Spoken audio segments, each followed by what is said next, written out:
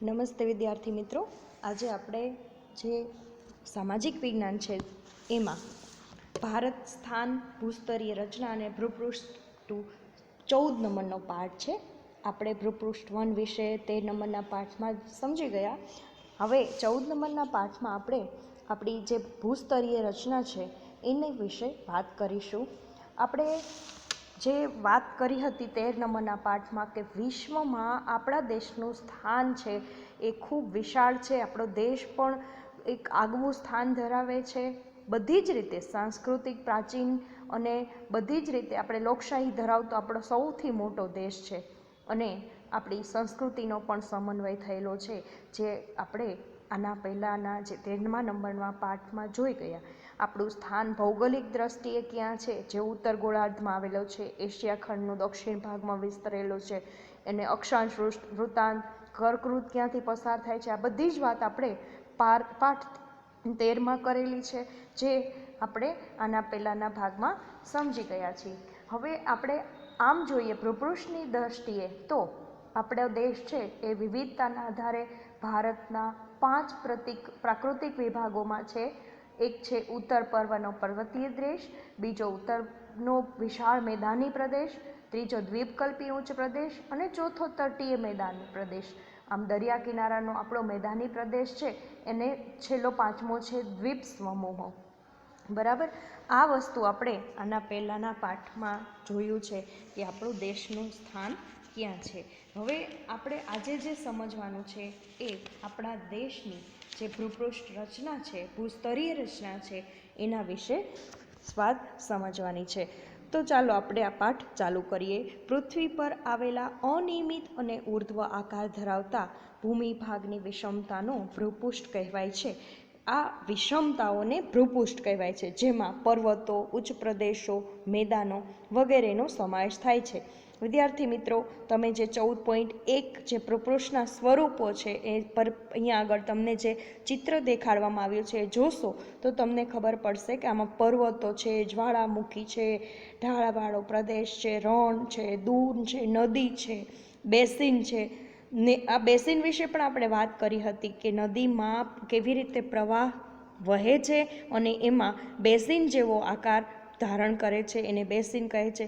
કોતર છે, હિમનદી છે, ટેકરી છે, આ વસ્તુ જે આપણે જોઈએ છીએ એ ભૂપૃષ્ઠના સ્વરૂપો છે. બરાબર, આપણી જે ધરતી છે એના ઉપર જે ભૂમિભાગ છે એના ઉપર ઘણા બધા આવા વિષમતાઓને ભૂપૃષ્ઠ કહેવાય છે. તો આ દરેક જે તમે પિક્ચરમાં જુઓ છો, ચિત્રમાં, આ દરેક સ્વરૂપોને ભૂપૃષ્ઠના સ્વરૂપો તરીકે ઓળખવામાં આવે છે. વિદ્યાર્થી મિત્રો, આ ભૂપૃષ્ઠના વૈવિધ્યના આધારે ભારતને નીચે મુજબની પ્રાકૃતિક વિભાગમાં વહેંચી શકાય. એમાં પહેલો છે ઉત્તરનો પર્વતીય પ્રદેશ, બીજું છે ઉત્તરનો વિશાળ એટલે કે મેદાની પ્રદેશ, ત્રીજું દ્વીપકલ્પી ઉચ્ચ પ્રદેશ અને ચોથો તટીય મેદાની એટલે કે દરિયા કિનારાના મેદાની પ્રદેશો અને છેલ્લું છે દ્વીપ સમૂહો. આ પાંચેય ટોપિક વિશે આપણે માહિતી મેળવશું. તો તમે જુઓ, પહેલું છે આપણો હવે જે ભારત દેશનો નકશો જુઓ તમે કે ભારત ભૂપૃષ્ઠ કેવી રીતે આ વિસ્તરેલું છે.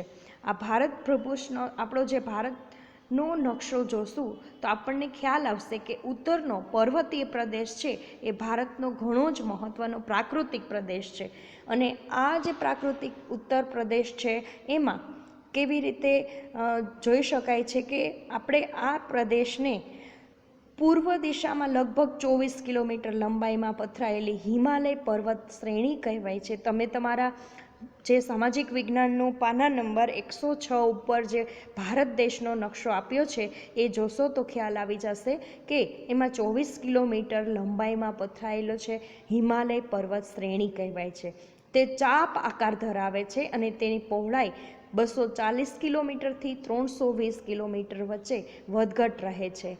વિદ્યાર્થી મિત્રો, કોઈ પણ આપણે આ જે વસ્તુ શીખીએ છીએ ઉત્તર પર્વતીય પ્રદેશ એટલે કે જે ઉત્તર પ્રદેશમાં પૂર્વ પશ્ચિમના આશરે લગભગ એની 2400 કિલોમીટર જેટલી લંબાઈ છે અને હિમાલય પર્વત શ્રેણી તેને કહેવાય. આ 240થી 320 કિલોમીટર સુધીની છે અને સમગ્ર હિમાલય પર્વત શ્રેણીના મુખ્ય બે પ્રકાર પાડવામાં આવે છે. એક તો ઉત્તરનો હિમાલય પર્વતીય પ્રદેશ અને બીજો પૂર્વ હિમાલય પ્રદેશ. હવે આમાં પહેલાં આપણે ઉત્તરનો હિમાલય પર્વતીય પ્રદેશ વિશે ભણીશું. આ પ્રદેશમાં એકબીજાને સમાંતર એવી 3 ગિરિમાળા આવેલી છે. તેમાં ઉત્તર બાજુની હારમાળા બૃહદ હિમાલય તરીકે ઓળખાય છે. સમગ્ર હિમાલયની આ સૌથી ઊંચામાં ઊંચી પર્વત શ્રેણી છે. વિદ્યાર્થી મિત્રો, આવા આપણને પ્રશ્નો 1-2 માર્ક્સમાં પણ પૂછાતા હોય કે ઉત્તર હિમાલય પર્વતીય પ્રદેશની કેટલી ગિરિમાળાઓ છે, તો તમારે આવા પ્રશ્નોનો જવાબ યાદ રાખવો પડે. 3 ગિરિમાળાઓ છે, જેમાં 40થી અહીંયા આગળ એક છે આપણે બૃહદ હિમાલય તરીકે ઓળખાય છે, બીજી છે એટલે કે આ બૃહદ હિમાલયની જે બૃહદ હિમાલય તરીકે ઓળખાતી જે ગિરિમાળા છે એ સૌથી ઊંચી પર્વતમાળા છે, પર્વત શ્રેણી છે. અને આ 40થી વધુ શિખરો એમાં આવેલા છે, જેમની ઊંચાઈ 7000 મીટર કરતાં પણ વધુ છે. તેમાં સૌથી વધુ જાણીતું શિખર એટલે માઉન્ટ એવરેસ્ટ. આપણે જાણીએ છીએ ને, સૌથી ઊંચામાં ઊંચું માઉન્ટ એવરેસ્ટ છે, જે 8848 મીટર ઊંચું છે. તમે આ પણ ખાલી જગ્યામાં અથવા તો આપણને જોડકામાં એવી રીતે પૂછી શકાય એવો પ્રશ્ન છે કે માઉન્ટ એવરેસ્ટની ઊંચાઈ કેટલી હોય, તો 8848 મીટર. અને નેપાળ ચીનની સરહદે આવેલું છે. તેને તિબેતમાં સાગરમથા પણ કહે છે. અન્ય પ્રખ્યાત શિખરોમાં જે માઉન્ટ ગોડવિન ઓસ્ટિન અથવા K2નો સમાવેશ થાય છે, જે ભારતનું સર્વોચ્ચ શિખર છે. હિમાલયની 3 સ્પષ્ટ પર્વતમાળા છે, જે એકબીજાને લગભગ સમાંતરે ફેલાય છે. અને આ પૈકી બૃહદ હિમાલયમાં જે નાથુલા અથવા શિપકીલા વગેરે ઊંચા પર્વત ઘાટ પણ આવેલા છે. એટલે આપણે જાણીએ છીએ કે હિમાલયમાં ઘણીવાર આપણે નાથુલા સુધી જતા હોય. જ્યારે તમે અહીંયા કુલ્લુ મનાલી શિમલા એ બાજુ જાઓ ત્યારે નાથુલા સુધી લોકો પહોંચતા હોય છે. એટલે એ તમને કદાચ નામ જાણીતું લાગે. તો આપણે આ પૈકી હિમાલયમાં જે લાભ છે, નાથુલા, શિપકીલા વગેરે ઊંચા પર્વતોના એ ઘાટના નામ છે.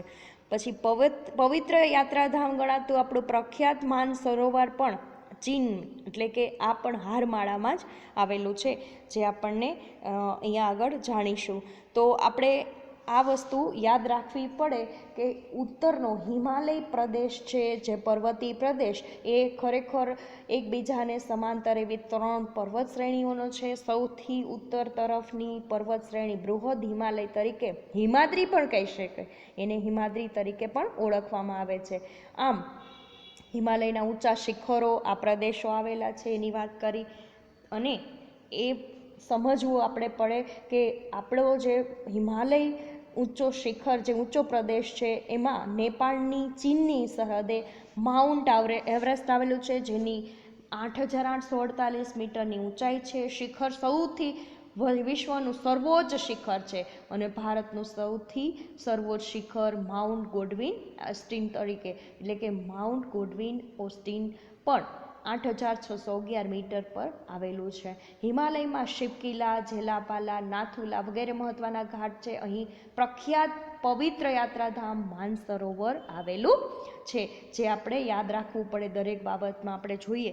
તો હવે બીજું એ આપણે આટલું જાણવું તમારે જોઈએ કે Mount Everest 8848 metre, K2 Mount Godwin Austen એટલે કે 8611 મીટરની ઊંચાઈ, કાંચનજંઘા જે 8598 મીટરની ઊંચાઈ, મકાલુ 8481 મીટરની ઊંચાઈ, ધવલગીરી 8198 મીટર ઊંચાઈ અને અન્નપૂર્ણા 8070 મીટરની ઊંચાઈએ આવેલું છે. હવે વિદ્યાર્થી મિત્રો, તો આપણે આગળ જોઈએ તો બૃહદ હારમાળાની દક્ષિણે આવેલી બીજી હારમાળા પણ ઘણા વિસ્તારોમાં પથરાયેલી છે. તેને મધ્ય હિમાલય અથવા લઘુ હિમાલય શ્રેણીની હારમાળા તરીકે ઓળખાય છે. આશરે 80થી 100 કિલોમીટર પહોળાઈ ધરાવતી આ હારમાળા પીરપંજાલ, મહાભારત, નાગટીબા વગેરે ગિરિમાળાઓ આવેલી છે. આ મધ્યમ સ્તરની ઊંચાઈ ધરાવતી આ ગિરિમાળામાં ગિરિમથકો વિકસ્યા છે. ડેલહાઉસી, ધર્મશાલા, શિમલા, મસૂરી, રાનીખેત, અલમોડા, નૈનીતાલ, દાર્જિલિંગ વગેરેમાં મુખ્ય છે. એટલે આપણે આ ગિરિ પર્વતો જે છે, ગિરિમથકો, ત્યાં આપણે ઘણીવાર આપણે જાણ્યું છે કે ઘણીવાર પ્રવાસમાં એમાં તમે પણ ગયા હોય કદાચ, કુલ્લુ મનાલી સુધી તો ગયા જ હશો. તો કાંગડા તથા કાશ્મીર આ વિભાગના અત્યંત રમણીય પ્રાકૃતિક ખીણ પ્રદેશો છે. અને ત્રીજી હારમાળા વધુ દક્ષિણમાં આવેલી છે. શિવાલિક બ્રાહ્મણી એટલે હિમાલયના નામે ઓળખાતી આ હારમાળાનો ઘણો વધારે વ્યાપ ભારતમાં છે. તે 10થી 15 કિલોમીટરની પહોળાઈ ધરાવે છે. સરેરાશ 100 મીટર ઊંચાઈ ધરાવતી શિવાલિક હારમાળામાં કેટલીક વિશિષ્ટ ખીણ રચનાઓ થઈ છે. તે કંકર, પથ્થરો તથા જાડા કાંપથી ઢંકાયેલી રહે છે અને સ્થાનિક ભાષામાં તેમને દૂન એટલે કે DUN દૂન કહે છે, જેમને દહેરાદૂન, પાટલી દૂન, કોથરી દૂન વગેરે આપણે તરીકે ઓળખીએ છીએ.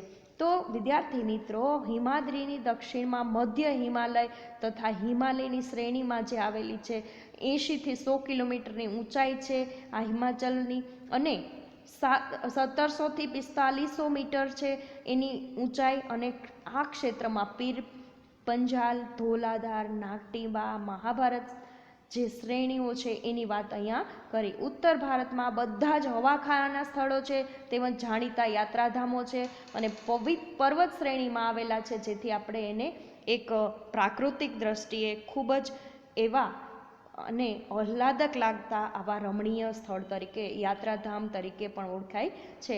મધ્ય હિમાલયની દક્ષિણે આવેલી પર્વત શ્રેણી જે બાહ્ય હિમાલય કે શિવાલિકના નામે ઓળખાય છે, જેની વાત આપણે અહીંયા કરી. અને જે આ પર્વત શ્રેણીમાં આવેલી સમથળ ખીણો જે હોય, સમથળ એટલે કે જે જમીનને સપાટ એવી જે સ્થળ છે એને એ ખીણો એને દૂન તરીકે પણ ઓળખાય છે. દાખલા તરીકે આપણે દહેરાદૂન, પાટલી દૂન, કોથરી દૂન વગેરે આ નામો પ્રચલિત છે. હવે બીજો છે જે ભાગ આપણે હિમાલય પર્વત શ્રેણીના મુખ્ય 2 ભાગ પાડ્યા છે. ઉત્તરનો હિમાલય પર્વતીય પ્રદેશ અને બીજો પૂર્વ હિમાલય. તો પૂર્વ હિમાલયની વાત કરીએ તો એ વાત જાણીએ. અહીંયા હિમાલય શ્રેણીના પૂર્વ ભાગમાં આવેલી હારમાળાઓ ઓછી ઊંચાઈ ધરાવે છે. તેમાંથી ઘણી હારમાળાઓ ટેકરીઓ એટલે કે હિલ્સ તરીકે વધુ પ્રખ્યાત બની છે. પૂર્વ હિમાલયમાં આવેલી આ ટેકરીઓ નાની નાની હારમાળાઓ સ્વરૂપે જ ફેલાયેલી ટેકરીઓ છે અને તેથી જ વધારે પ્રખ્યાત બની છે. અને આ ટેકરીઓ છે એ તેમાં જોઈએ તો પતકાઈ અરુણાચલમાં, નાગા ટેકરીઓ નાગાલેન્ડમાં અને લુસાઈ એટલે કે મિઝો ટેકરીઓ મિઝોરમમાં આવેલી છે. આ ટેકરીઓ ભારતની પૂર્વ સરહદ પાસે આવેલી છે અને તેમનું અનુસંધાન મ્યાનમારમાં આવેલી આરાકાનયોનમાં હારમાળામાં સાથે થાય છે. આવી રીતે ગારો, ખાસ અને જેન્તિયા ટેકરીઓ મેઘાલયમાં આવેલી છે. પહાડી વિસ્તારમાં વરસાદનું પ્રમાણ ઘણું વધારે છે, તેથી અહીં અત્યંત ગીચ જંગલો પણ બન્યા છે. આ જંગલોનો પ્રદેશ હોવાના કારણે ત્યાં સડક માર્ગો કે રેલ વ્યવહારનો વિકાસ ઘણો જ ઓછો થયો છે. વિદ્યાર્થી મિત્રો, આપણે આ પૂર્વ હિમાલયની વાત કરવાની છે. હવે ત્યારે આપણે જોયું કે હિમાલય પર્વત શ્રેણીના જે પૂર્વ ભાગમાં આવેલી હારમાળા છે એ ટેકરીઓ તરીકે ઓળખાય છે. ભારતની પૂર્વ સરહદે પાસે આવેલી છે. તેમાં પતકાઈ, નાગા અને લુસાઈ એટલે કે મિઝો ટેકરીઓ છે જે મિઝોરમમાં આવેલી છે. આ ગારો, ખાસી અહીંયા આગળ છે અને જેન્તિયા ટેકરીઓ પણ આવેલી છે. તો વિદ્યાર્થી મિત્રો, આપણે જે વાત કરી તે આપણા પ્રદેશની, હિમાચલ પ્રદેશની જે વાત કરી અને આ હિમાલયની પર્વત શ્રેણીની વાત કરી. હવે જે વાત કરવાની છે તે આપણે ઉત્તરનો વિશાળ મેદાની પ્રદેશ એટલે કે જે આપણે અહીંયા આગળ જોઈએ કે ઉત્તર ભારતમાં વિશાળ મેદાની પ્રદેશનું સ્થાન પણ ભારતના ઉત્તરના પર્વતીય પ્રદેશ અને દક્ષિણના ઉચ્ચ પ્રદેશની વચ્ચે છે. આ મેદાનની રચના હિમાલયમાંથી વહેતી સતલુજ, ગંગા અને બ્રહ્મપુત્રા નદીઓ અને તેની શાખા નદીઓ કાપ પાથરીને કરી છે. આ મેદાનમાં ઉત્તર ભારતનો વિશાળ મેદાની પ્રદેશ તરીકે પણ ઓળખવામાં આવે છે. તો આમ વાત કરીએ કે ઉત્તરનો વિશાળ મેદાની પ્રદેશ છે એ સતલુજ, ગંગા અને બ્રહ્મપુત્રા તરીકે ઓળખાય છે અને તેમના શાખાથી, એના નદીઓના કાપથી રચાયેલું છે અને લગભગ તે આપણે એની ઊંચાઈની વાત કરીએ તો આગળ છે કે આ મેદાની પ્રદેશ આશરે 2400 કિલોમીટર લાંબો છે.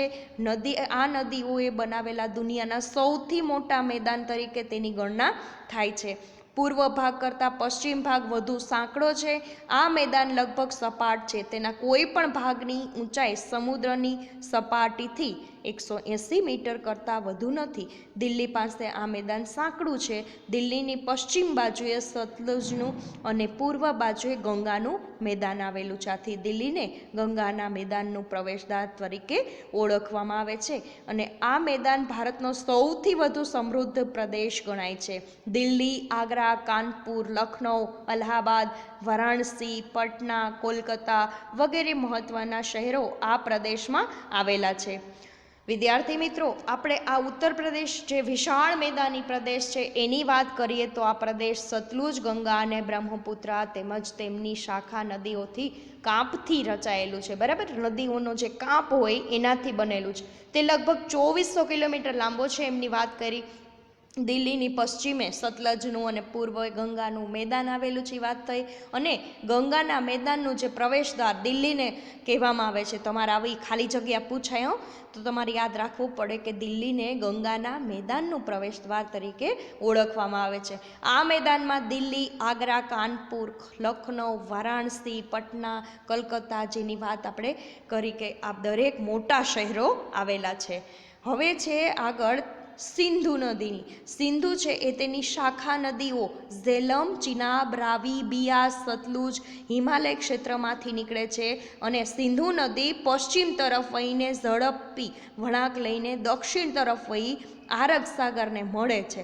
હવે આપણે સામાન્ય રીતે જોઈએ તો બે નદીઓ વચ્ચેની ભૂમિ એટલે કે દો આબ, દો એટલે બે અને આબ એટલે જળ, એટલે કે બે જળ કહે છે. આમ 5 નદીઓ દ્વારા નિર્મિત થયેલા આ મેદાનને પંજાબ, પંજ પ્લસ આબ કહે છે. આ મેદાનનો મોટો ભાગ પાકિસ્તાનમાં છે. ભૂપૃષ્ઠના આધારે મેદાની પ્રદેશને 4 વિભાગોમાં વહેંચી શકાય છે. એક તો ભાબર, તરાઈ, બાંગર, ખદર.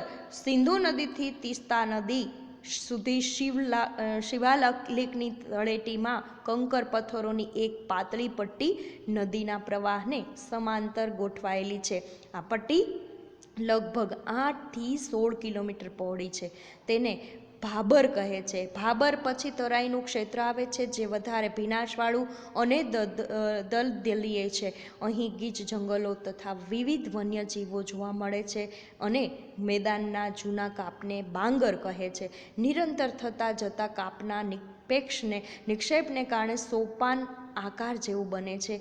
જેની પૂરની મેદાનની ઊંચા હોય છે અને પૂરના મેદાનોનો નવો કાપ ખદર કહેવાય છે. વિદ્યાર્થી મિત્રો, આપણે જે વાત અહીંયા ભાબર, તરાઈ અને બાંગરની અને ખદરની આ ભૂપૃષ્ઠના મેદાની પ્રદેશના 4 વિભાગો પડે છે એની વાત અહીંયા આગળ કરવામાં આવી છે. તો વિદ્યાર્થી મિત્રો, આપણે જાણીએ છીએ કે જેવી રીતે ઉત્તરનો વિશાળી મેદાન પ્રદેશ છે એ સતલુજ, ગંગા અને બ્રહ્મપુત્રા 3 નદીઓના કાપથી બનેલો છે. એમની 2400 કિલોમીટર લંબાઈ છે એ પણ જોયું. પણ દિલ્હીની પશ્ચિમે સતલુજનું, પૂર્વે ગંગાનું અને દિલ્હીને ગંગાનો મેદાની પ્રદેશ દ્વાર તરીકે ઓળખવામાં આવે છે જોયું. હવે આ મેદાનમાં દિલ્હી, આગ્રા, કાનપુર, લખનઉ, વારાણસી, પટના, કોલકાતા વગેરે મોટા મોટા શહેરો આવ્યા છે. અને એ વાત આપણે થઈ. ભૂપૃષ્ઠના આધારે મેદાની પ્રદેશના જે 4 વિભાગો પડે છે ભાબર, તરાઈ, બાંગર અને ખદર. તમારે આ 2-3 માર્ક્સમાં પૂછાઈ શકે કે ભૂપૃષ્ઠના આધારે મેદાની પ્રદેશોના કેટલા વિભાગો પડે છે, કયા નામ બતાવો. તો તમારે આ વિભાગોના નામ લખવા પડે: ભાબર, તરાઈ, બાંગર અને ખદર. તો શિવાલિકની તળેટીમાં જે ઉચ્ચ પ્રદેશની તળેટી છે, પર્વતમાળાને સમાંતર રચાયેલી કંકર પથ્થરોની જે 8 થી 16 કિલોમીટરની પટ્ટી છે એને ભાબર કહેવાય. ભાબર પછી તરાઈનું ક્ષેત્ર આવે છે તે ભીનાશવાળું અને દલદીય છે. તેને શું કહેવાય? અહીંયા ગીચ જંગલો પણ છે એને બાંગર, થરોને બાંગર કહે છે. અને નવા કાપવાળા થરોને ખદર કહે છે. આમ અહીંયા આગળ છે ઉત્તરનો વિશાળ મેદાની પ્રદેશ છે એ વાત આપણે કરી. વિદ્યાર્થી મિત્રો, હવે દ્વીપકલ્પીય ઉચ્ચ પ્રદેશ જે આપણે આના પછીના ઓડિયો દ્વારા સમજશું.